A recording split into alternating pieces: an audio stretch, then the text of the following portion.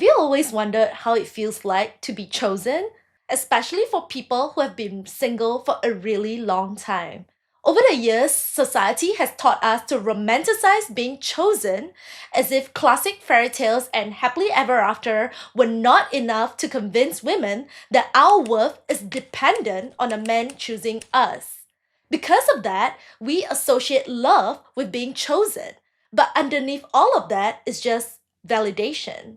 It may sound superficial, but the truth is, humans are biologically wired to crave for validation to a certain extent. It's the connection and sense of belonging that's essential for survival. And here's the thing, you can't build something genuine if you're performing based on how you want others to perceive you just to be accepted. From the moment we were born, we learn safety through attention, reassurance, and response. Wanting to be seen, heard, and understood is perfectly human. When you are being accepted by another human being, it means that there is guaranteed protection, belonging, and shared access to resources. On the other hand, rejection is often interpreted as isolation, which poses a threat to survival and human evolution. Because of that, our brain has learned to associate approval with safety. When we feel validated, the nervous system relaxes. When we feel dismissed or ignored, our brain registers it as danger, even when there is no physical threat. Let's get right into it. The first, most obvious sign that you just want to be chosen is you are desperately chasing for likes, comments, views, and shares on social media. Let's be real. How many of you are guilty of letting your social media followers define who you are, that every negative comment feels like a personal attack? Due to the performative nature of social media, people are conformed to the idea that their lives have to be portrayed in a certain way to gain more followers, more likes, more comments, and more views. Yes, I won't deny that society plays a huge role in shaping our self-image. But to what extent are you allowing social influence to take hold of your identity? In fact, external validation can become addictive because our brain releases dopamine from it, the chemical reaction that's linked to reward and motivation. It also reinforces the behavior, making us want to repeat it over and over again.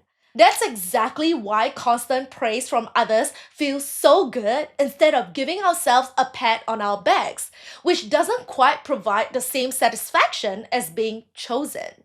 Also, we live in a world where applause is everywhere, and so is disapproval. Every decision we make, what we say, what we don't say, how we look, how we lead, and how we show up, often feel like we are being labeled, judged, and sorted into categories of what's acceptable and what's not acceptable. Here's the thing, if we are not careful, we may begin to revolve our lives around the judgmental gaze of others, and we will never have peace within ourselves. Based on neuroscience, our brain processes social rejection in the same regions it processes physical pain. That sting you feel when someone dismisses you, when you're left out, when you're misunderstood, it's not just in your head, it lives in your nervous system. Over time, this pattern gets reinforced even when we were just kids. We learn very quickly which behaviors bring approval and which lead to disapproval or punishment. Growing up, we had to figure out what earns us love, warmth, and attention, or simply what makes us feel safe. In that process, we begin to adapt and shape our identity based on the data we collected, not necessarily to manipulate, but to survive emotionally. So naturally, praise becomes our inner compass, and we may start doing things just to please others while sabotaging our own needs, our own desires, and our own voice. That's not the most authentic way to live, isn't it? The second most common sign that you just want to be chosen is you're settling for someone you don't really love or someone you're not compatible with just to feel chosen. In recent years, I've noticed a lot of couples who stay together for the sake of companionship or codependency, instead of genuine love and respect. In most cases, the fear of being alone outweighs the discomfort of a mediocre relationship. By the way, I'm not saying that mediocre is a bad thing, but more often than not, you will attract people who are also afraid to be alone. So until you get comfortable being alone, you will never know if you're choosing someone out of love or loneliness. And the truth is, your capacity to be alone reflects your capacity to love. People who are capable of being alone are capable of loving someone deeply without being dependent on them to fulfill their needs or make them happy.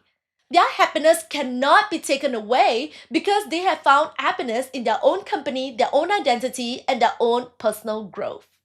The final, most underrated sign that you just want to be chosen is treating someone's inconsistent affection as a personal challenge rather than a deal breaker.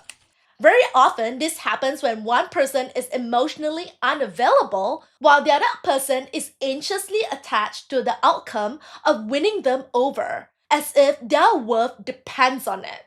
You may also tolerate disrespect for their potential or feel the need to be their savior, which doesn't make any sense because actions always speak louder than words.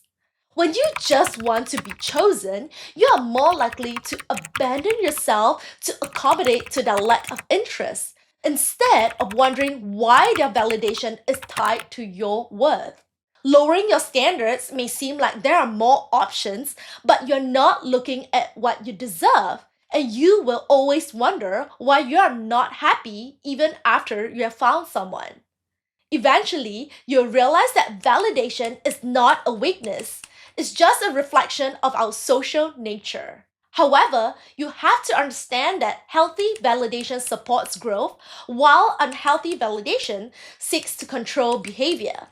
The difference lies in whether being chosen enhances your sense of self or defines your worth entirely.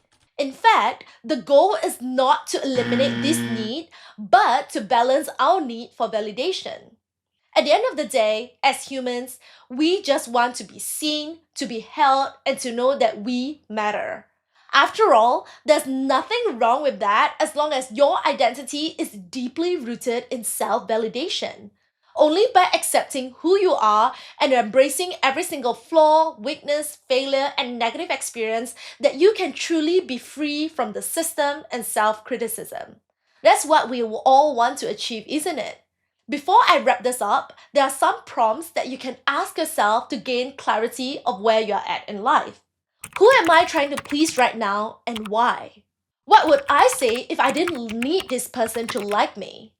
What part of me believes that I need to be small in order to be safe? What would change if I believed I was already enough without their applause? Thank you for watching and click to subscribe if you enjoy my content. Bye!